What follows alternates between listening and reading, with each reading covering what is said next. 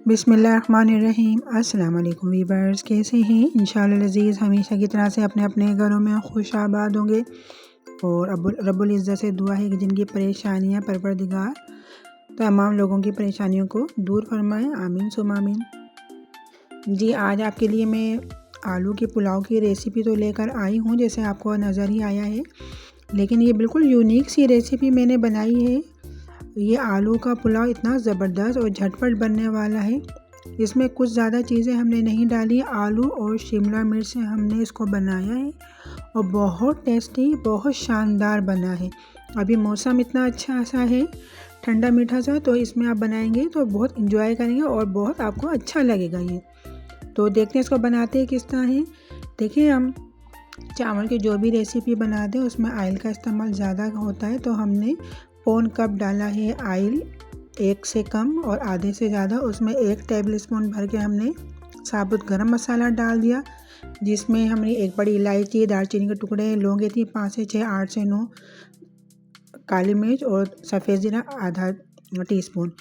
वो क्रैकल हुआ तो हमने एक मीडियम प्याज इसमें डाल दी स्लाइस करके, और जैसे प्याज प्यारा सा इसका कलर सा आया, ब्राउन नहीं करना है हमने प्याज को, तो 4 मीडियम आलू थे, इनको इस तरह से मैंने कटिंग करके इसमें ऐड कर दिया। अब प्याज के साथ इसको हम थोड़ा सा मिक्स करेंगे ताकि इसमें थोड़ी सी इसकी अच्छी सी आलू में खुशबू आ जाए। और हाफ़ टी स्पून हमने डाल दिया इसमें नमक, हाफ़ टी स्पून डाल दिया हमने सफ़ेद ज़ीरा और साबुत धनिया भुना हुआ कुटा हुआ वो 1 टेबल स्पून डाला। कुटी हुई लाल मिर्च डाल दी हमने 1.5 टीस्पून। ठीक है जी। अदरक लहसुन का पेस्ट डालेंगे, वो डालेंगे 2 टीस्पून, 1 टीस्पून डाल दिया है और 1 टीस्पून हम इसमें मज़ीद ऐड कर देंगे। ठीक है जी। ये मसाले हमने डाल दिए और ये नाब मिर्च है, साबुत रेड कलर की जो होती है, छोटी मिर्चें होती हैं, तो ये मैंने डाल दिए 6 से 7। अगर आपके पास लंबी वाली सूखी हुई लाल मिर्च हो तो आप वो भी ऐड कर सकते हैं ना। ठीक है, ये डाल दिया। तमाम मसालों का हमने आलू के साथ मिक्स करना है, भूनना है थोड़ा सा ताकि अच्छे से भुन जाए।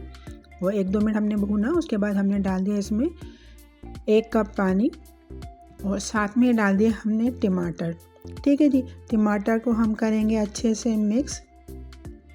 अच्छा, पानी डालने का मकसद ये था कि मसाले हमारे जले नहीं, और टमाटर हमने डाल दिए। अब इसको कवर करके रख देंगे ताकि टमाटर हमारे बहुत अच्छे से सॉफ्ट हो जाए। अब देखें, पानी हमारा काफ़ी हद तक ड्राई हो चुका है, ऑयल ऊपर आ गया है और जो टमाटर हैं वो भी बहुत अच्छे से सॉफ्ट हो गए हैं, थोड़े से मैश भी हो गए हिलाने जुलाने से। अच्छा, हल्दी हमने नहीं डाली थी तो हल्दी भी हमने इसमें अभी ऐड कर दी है, हाफ़ टी स्पून। ठीक है जी। अब देखें कितना ज़बरदस्त सा हमारा मसाला रेडी हो गया है। टमाटर भी कहीं कहीं ही नज़र आ रहे हैं ना, तो ये हमारा हो गया है मसाला तैयार। अच्छा, टमाटर हमारे बहुत अच्छे से मैश हो गए थे। देखिए, मैंने जो टमाटर लिए थे वो बड़े साइज़ के टमाटर लिए थे, तो उसमें 3 हिस्सा मैंने टमाटर डाल दिए थे, 1 हिस्सा उठा लिए, तो वो भी जो हमने उठाए थे वो टमाटर भी ऐड कर दिए ताकि थोड़े से टमाटर के चंक्स भी हमें चावलों में नज़र आए।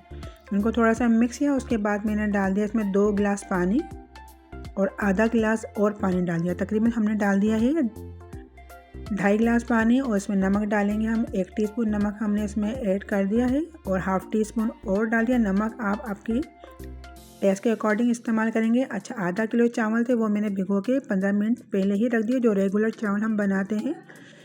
ठीक है जी।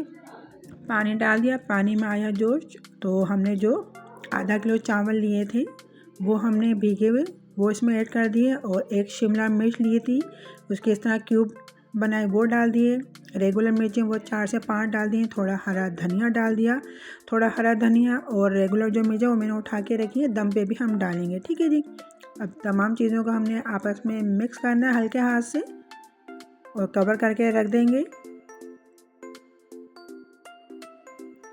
ये देखें, पानी में काफ़ी हद तक जोश आ गया है, थोड़ा पानी है, इसको हम थोड़ा सा और ड्राई करेंगे ताकि हम अपने आलू के पुलाव को अच्छा सा दम लगा सकें। देखिए, पानी इसमें काफ़ी हद तक है, तो अब हम डालेंगे इसमें मज़ीद धनिया और हरी मिर्च। कवर करके रख देंगे दम करने के लिए 15 से 20 मिनट के लिए। देखें, 15 से 17 मिनट हो गए थे, तो माशाल्लाह कवर हटा लिया।